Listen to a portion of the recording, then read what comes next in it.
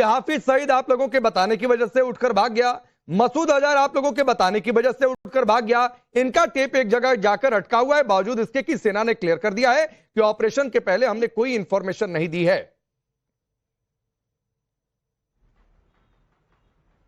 मुझे लगता नहीं कि टेप अटका है, मुझे लगता है ये टेप कहीं और से चल रहा है। उसका प्ले बटन यहाँ है, लेकिन रिमोट कहीं है और वहां से बाकायदा आदेश दिए जा रहे हैं। तो ऐसी पार्टी जो लगातार पाकिस्तान परस्ती की बात करती है और भारत के ही स्टैंड को या सोच को या अंतर्राष्ट्रीय मंच पे जो बाकायदा स्पष्ट तौर पे जो भारत कह रहा है, भारत की सेना कह रही है, आर्म्ड फोर्सेस कह रहे हैं, प्रधानमंत्री कह रहे हैं और सारी डिप्लोमेटिक कम्युनिटी इंडिया की कह रही है, उसके खिलाफ जाकर वो सारी बात और उस नैरेटिव को आगे कौन बढ़ा रहा है, कौन लोग है भारत के अंदर बैठे हुए जो बाकायदा उस नैरेटिव को पुश कर रहे हैं, जिससे सिर्फ पाकिस्तान को फायदा होता है। आप समझिए इस बात को, जो चरमपंथी हैं उनसे हम लड़ रहे हैं, लेकिन हमारे देश के अंदर वो चरमपंथी के जो बाकी शागिर्द है ना, जो नरमपंथी बैठे हैं, उनसे भी हमें लड़ना होगा। आप इस बात को समझिए। और इसीलिए पाकिस्तान को लेकर जो वाटर बम है ना, ये सबसे ज्यादा खतरनाक होगा। और इसी के चलते, और मुझे लगता है कहीं ना कहीं अफसोस की बात है, आपको मैं बताना चाहूंगी, स्पेनिश सिविल वॉर के वक्त में एक होता था फिफ्थ कॉलम, और फिफ्थ कॉलम उन लोगों के लिए कहा जाता था जो दुश्मन की मदद करते थे लेकिन अपने ही घर में रहकर। तो कांग्रेस ने अपना वो रवैया बना लिया है, रुख बना लिया है, इससे हमें ताज्जुब नहीं करना चाहिए। ठीक है। आप देखिए इंडस वाटर ट्रीटी को, आप पढ़िए, और उसके बाद देखिए 65 में क्या हुआ। आप पढ़िए किस तरह से जो पश्चिमी नदियां थी, चाहे हम इंडस की बात करें, चेनाब की बात करें और झेलम की बात करें, सारा अधिकार दे दिया उनको पाकिस्तान को, बहुत ही सीमित अधिकार खुद अपने पास रखा। इतने ज्यादा अच्छा, और बाकी 3 नदियां तो जाहिर सी बात है वो हमारे लिए नहीं, एक एक करके हम बताते हैं आपको। अब उसके बाद सुनिए, लगातार पाकिस्तान की तरफ से जो परियोजनाएं चल रही थी हमारे यहाँ, उनका मुखालफत हुई। लेकिन आप देखिए अभी भी आप 2-2 मसौदे सामने आए हैं किस तरह से मिलिट्री एक्सरसाइजेस को। ठीक है शाजिया, आप जो 65-68 की बातचीत कर रही हैं, जो एक निष्कांत दुबे ने भी आज पोस्ट किया है, मैं उस पर उनके लिए मैं उस पर अभी कांग्रेस पार्टी जो है। और सुनिए, एक और सवाल आप पूछ रहे हैं। नहीं मुझे बोलने दीजिए आखिरी बात, क्योंकि सवाल पूछा जा रहा है बार बार जो पूछ रही है ना कांग्रेस पार्टी, क्या हुआ उन 4 आतंकवादियों का। भाई साहब, आपको पता है ये बात, शायद आप जानते नहीं है। ना मोदी जी है, ना अमित शाह है, ना कोई भी प्रवक्ता है जो पकड़ता है। ये हमारी पूरी तरह से धरपकड़ जारी है। हमारी सुरक्षा एजेंसीज हो, हमारे इंटेलिजेंस के ब्यूरो हो, या फिर हमारे सिक्योरिटी एजेंसीज हो, वो धरपकड़ती हैं। तो अगर आपको लग रहा है कि आप मजाक उड़ा देंगे मोदी जी का, तो आप बहुत बेवकूफी और हिमाकत कर रहे हैं। ठीक है आज आऊंगा, बाकी 2 लोग भी बोल रहे हैं, उसके बाद आऊंगा सर, उसके बाद आऊंगा। दीपक बोहरा जी भी मुस्कुरा रहे हैं, कुछ कहना चाहते हैं, लेकिन 2 लोग जरा बोल लें। आनंद दुबे जी, संजय राउत को हर चीज से दिक्कत है, तिरंगा यात्रा से भी दिक्कत है, ऑपरेशन सिंदूर हुआ उससे भी दिक्कत है, जो मुझे समझ में आया। फिर वो कह रहे हैं कि गृह मंत्री शाह से इस्तीफा मांग लो। क्या चाहते हैं, मतलब मुझे तो नहीं समझ में आया। उनकी बातों को समझकर सर्वदलीय प्रतिनिधिमंडल, जिसमें आपकी पार्टी की भी सांसद हैं, उससे भी उनको दिक्कत है, वो भी नौटंकी लग रहा है सब कुछ उनको।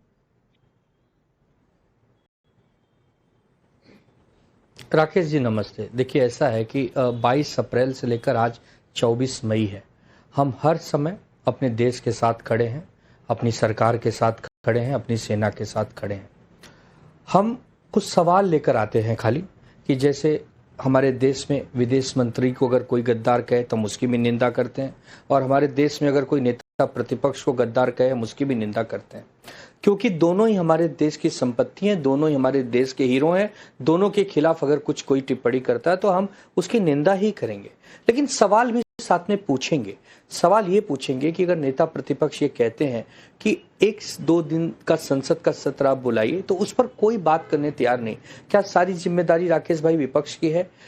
क्या सरकार कभी विपक्ष को विश्वास में लेकर काम नहीं करना चाहेगी?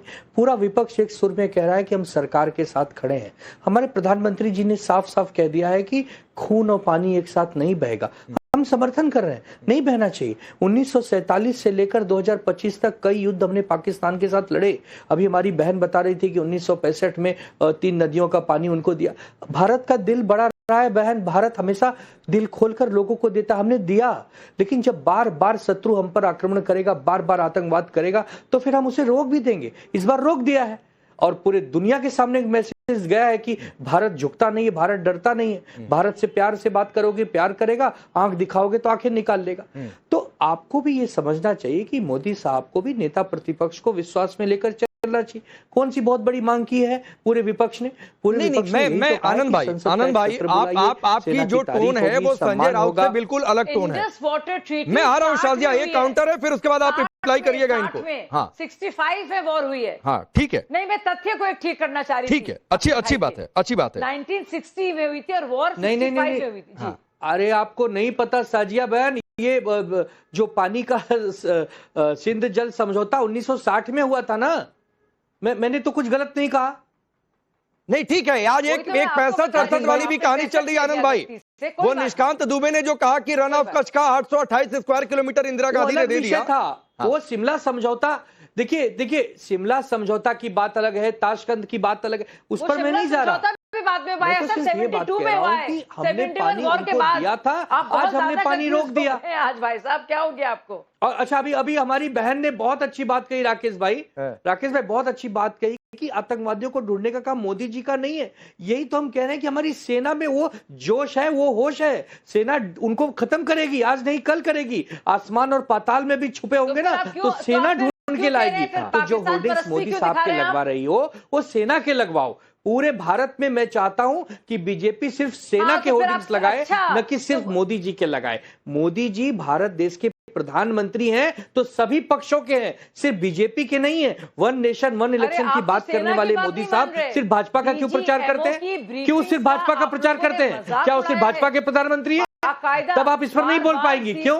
क्योंकि आपको हमेशा राजनीति करनी है, आप हमेशा आपदा में अवसर ढूंढना चाहती हैं। अच्छा ठीक है, नहीं आनंद भाई मैं बीच में आ रहा हूं, मेरा एक सवाल है उसका जवाब दे दीजिए, फिर शाजिया आपको रिप्लाई कर देंगी, फिर मैं धर्मेंद्र जी आपके पास आ रहा हूं। मेरा एक सवाल है, आपका टोन बिल्कुल संजय राउत से अलग है और मैं आपको आपकी इसके लिए तारीफ भी कर दे रहा हूं।